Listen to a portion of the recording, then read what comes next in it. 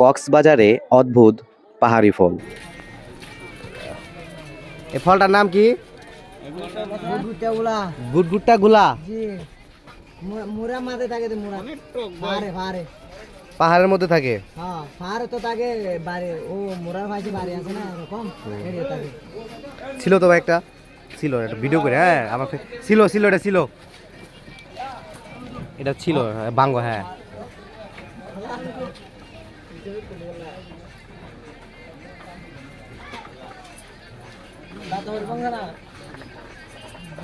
ও বাহ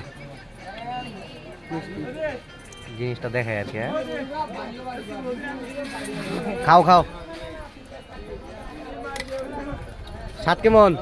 ও বাহ মজা এটা কত করে বিক্রি করো? বিক্রি করো কত করে? বাবা 20 টাকা পোয়া 20 টাকা। জি এই ফলটা আগে কখনো দেখিনি, কক্সবাজারে আসার পরেই এই ফলটা প্রথমবার দেখলাম। খুবই টক।